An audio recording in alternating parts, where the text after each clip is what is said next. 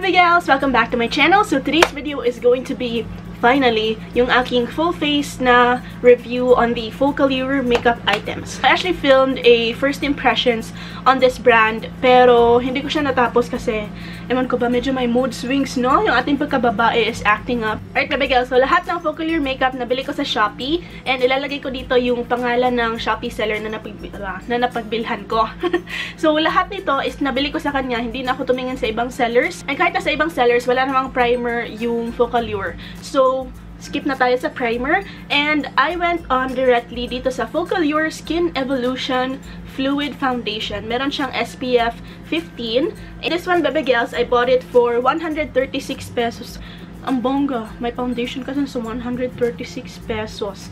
I got the shade 01 or Alabaster. Tapos tignan natin ilang shades yung available. They have 8 shades available dun sa Shopee page niya. Sabi naman dito sa Shopee, it's a face-based liquid foundation BB cream concealer. Diba? Bonggang-bongga. 136 pesos. Nakakaloka. That is the sale price. Yung original price niya is 170 pesos, which is bonggang-bongga pa rin.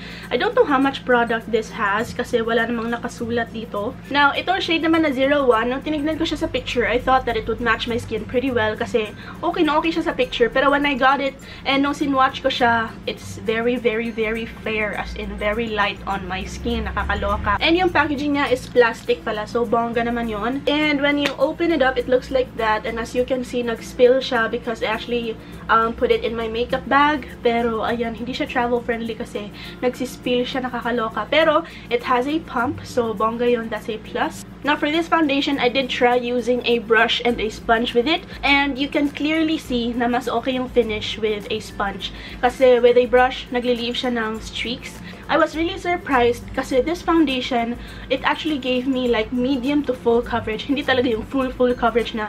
Pero okay na okay na. You don't have these really dark pimple marks that I have. Okay na to. It can give you full coverage. Pero if you have these really dark pigmentation on your face, hindi siya full coverage. Pero pasadong-pasado na siya in my book.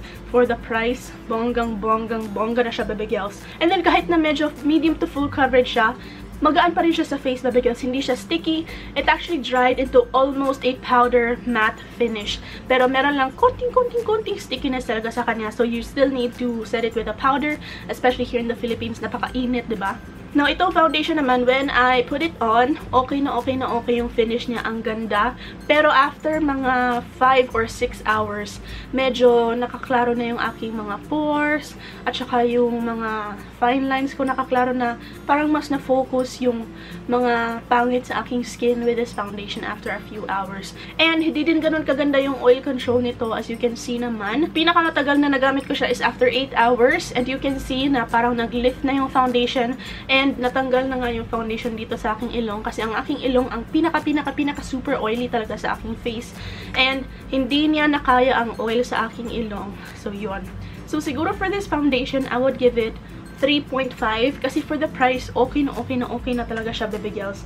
I would recommend it, especially for beginners kasi madali lang din siyang i-blend. So, that's very good. Alright, next up, baby girls, kumuha ako nitong powder nila. This is called the FOCALLURE Face Makeup Waterproof Loose Powder. Ang bongga. It has 3 shades. 1, 2, and 3 lang yung pangalan ng shades nila. I got the shade number 1. And sa picture, as you can see, parang okay naman siya, diba? Yellow undertone. Tapos, parang match naman sa aking skin tone. Pero, when I received it, napakaputi and meron kang puff dito. Maganda yung puff niya, in fairness. Hindi siya yung mga chipipay na puff. So, nakakaloka. I tried to use it all over my face pero it just added to the whiteness of the foundation na super white on my skin. So, on the second time that I used it, gumamit ako ng darker powder para mas mag-okay sa aking skin tone. And actually, baby girls, super ganda ng ng powder na to because it just feels very finely milled. As in, nakakaloka. Ang ganda-ganda niya. As in, super soft niya. As in. Ay! And guess what, baby girls? I only got this for 84 pesos. Naka-sale siya from 105 pesos. In bonggang-bongga yung powder na yun, baby girls. It will not keep you from getting oily. Pero okay siya pang set ng under eye area kasi very finely milled. So it will not add up to the heavy, cakey look sa iyong under eyes, and it sets them very, very nice, if I may say. Next up, let's move to this one. This is called the FOCALLURE Natural Makeup Shimmer Powder Makeup Blusher Palette. It has 3 shades. Ayan, as you can see, and I got number 3, which is this one. This one is only 164 pesos, and it already has a blush, contour, and highlight. Mas malaki yung bronzer or yung contour shade, which makes sense kasi mas marami ka namang gagamitin na contour powder or bronzer talaga sa iyong face, diba, compared sa blush and highlight. Now, yung bronzer niya, ayan siya, you really need to dig in it para makakuha ka ng pigment. And here is how it looks like kapag sinwatch na siya. Okay naman yung shade, in fairness, for a bronzer. Pero honestly, hindi ka makakakuha ng pigment sa kanya when you use a brush at all. And then, kapag ginanyan mo naman talaga yung brush mo sa kanya, when you apply it on your skin, super, super patchy ng look niya sa iyong skin. Kapag in-apply mo siyang ganyan, hindi mo na siya mabiblend. It just stays there. Nakakaloka. Ang pangit talaga ng bronzer na ito. It's so not worth it. As in, I will tell you right now, this palette is not worth it. And then, yung blush naman is also the same with the bronzer. Pero yung difference naman sa blush na to, maganda yung color niya, as you can see. And when you use a brush, nakaka-pick up naman ng pigment from the blush. And okay naman yung pigment niya when you apply it on the cheeks. Pero yung nakakaloka lang sa kanya is you cannot blend it. Ang hirap-hirap niyang i-blend. So for me, I usually pat my blush. Ginaganyan ko siya. When I pat it here, it just stays there. Hindi ko na siya nabiblend. Nakakaloka. Para kang clown. So, pangit na pangit. I would not recommend. Now, yung okay naman dito sa palette na to is this highlight. It is really, really, really nice, baby girls. Ayan. Hindi ko siya na-appreciate nung sinwatch ko lang siya sa aking kamay because that's how it looks like kapag sinwatch mo siya sa kamay mo. Diba? Parang hindi mo siya magugustuhan. Pero when I applied it on my face, super ganda niya, baby girls. As in, fuck, ang ganda. Ang ganda niya, as in. And fairly long-lasting naman yung highlight na yun kahit nag-oil up na ako. So, yun lang yung magagamit ko dito sa palette na ito. Itong napakaliit na highlighter na ito, nakakaloka. So, this one, I would not recommend. Pangit na pangit siya. Alright, what's next? Usually, after the face, I would work on my brows. So, for the brows, kumuha ko nitong FOCALLURE Makeup Gem Contour Palette Cosmetics Tools Eyebrow. Hindi ko alam anong pangalan nito, ang haba. Pero it just says brows on the box. I got the shade 01 or dark gray. And it looks like this on the picture, as you can see. And I got it for 106 pesos, which is a very, very, very good deal na. Yung packaging naman niya, baby girls, is very, very nice. It's very sturdy. It has some weight on it. Parang mamahalin siya, pero mumurahin lang pala.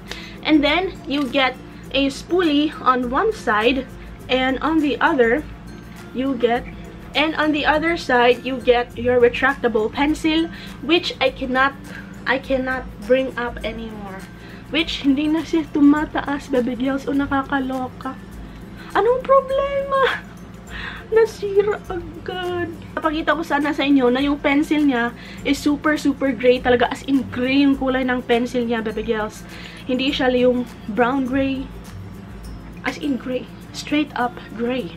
Pero it was actually surprising kasi nung nilagay ko siya sa brows ko, ang ganda ng kulay niya. If you have yung natural dark brown or black hair, tapos dark din yung hair niya sa kilay niyo, ang ganda ng itsura niya sa kilay, as in. Tapos, kung hindi ka sanay dun sa mga creamy na brow pencils, gusto mo yung medyo matigas ng konti, yung hindi ganun ka-pigmented, pero may kulay pa rin naman. Bongga pa rin naman siya, baby girls.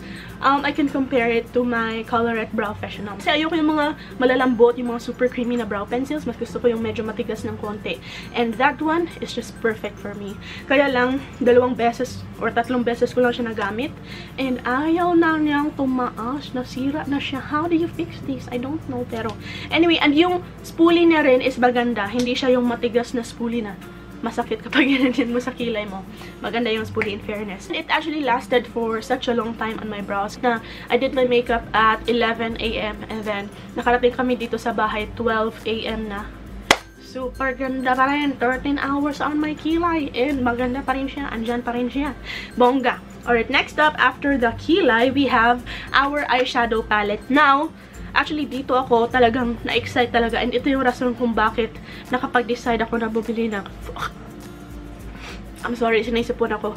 Nahihirapan ako magsalita.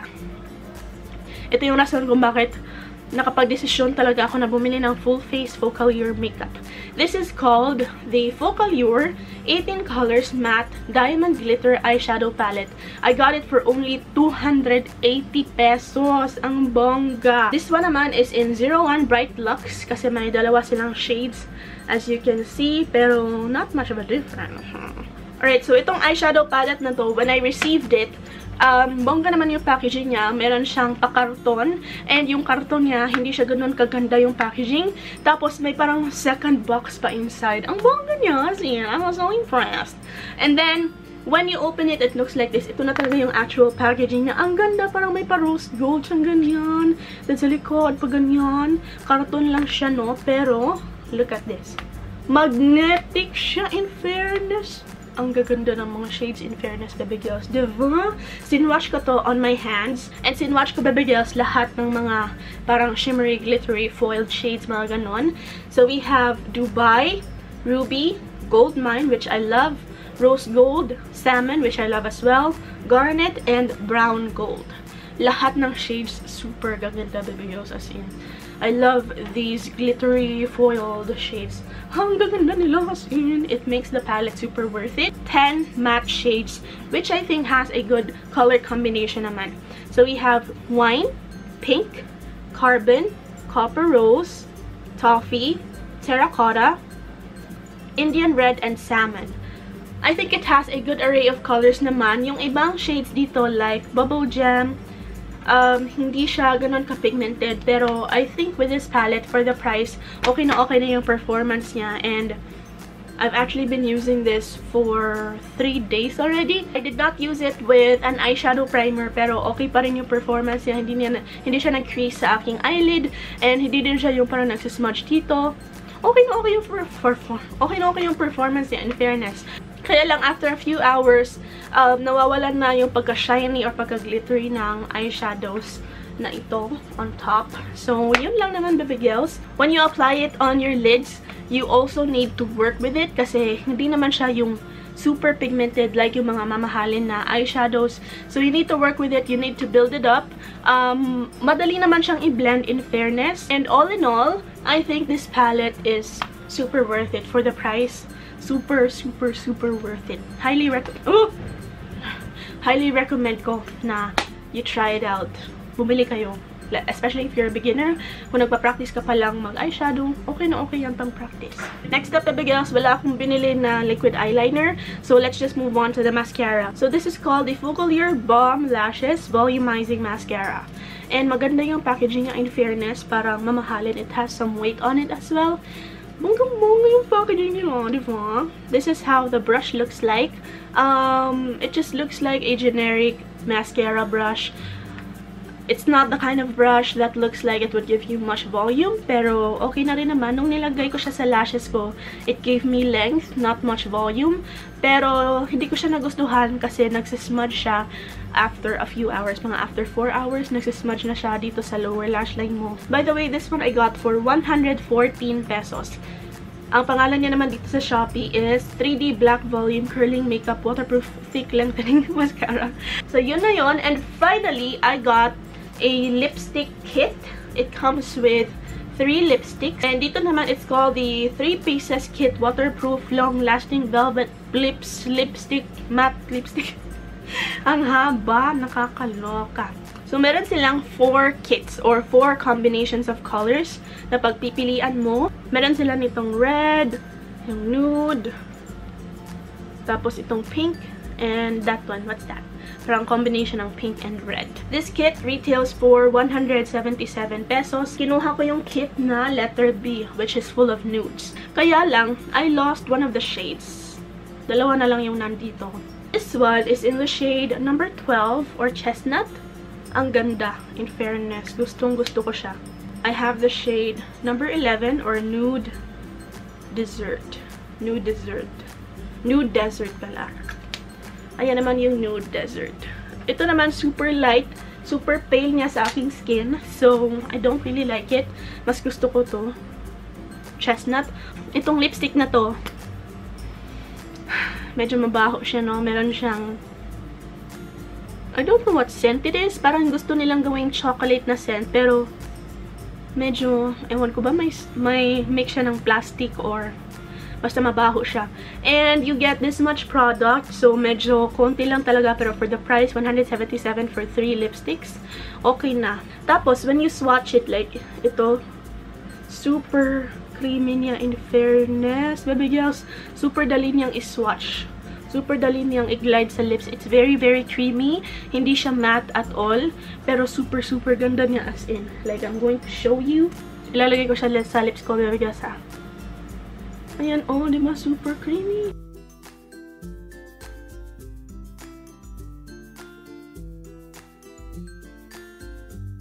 Ayan siya, baby girls. Nude talaga kung nude. No? Kakaloka. So, this is how it looks like on my lips. And yan naman yung swatch niya. So, on my pigmented lips, it looks very, very nude. Parang beige nude color. Hindi ko siya type. Pero, anyway, para siyang tae, no? Yung kulay niya. Pero, anyway, yung lip kit na yon, I would not recommend it. Kasi when I was wearing it, kahit na hindi pa ako kumakain, parang naging patchy na yung itsura ng lipstick ko. I was not drinking or eating. Nagsasalita lang ako. Ay, naging patchy na siya. So, hindi siya ganun ka-long wearing and I don't really like it. So, hindi ko siya i-recommend. Yun. Yun na lahat ng mga tinry ko na FOCALLURE makeup. Sana nakatulong naman kahit paano itong review ko. And tell me what you think about this type of review. Yung pa-insert-insert lang ako ng clips. Yun. Anyway, that's it for today's video, baby girl. Sana nakatulong and I hope you enjoyed watching. If you did enjoy watching, please give me a thumbs up. Don't forget to subscribe to my channel and hit that notification bell para ma-update ka every time I upload a new video, which is every single day. And that's it. Thank you so much for watching, baby girls. I love you all with all of my chubby heart. And I hope to see you in the next video, hopefully tomorrow or the next day. Bye! Mwah.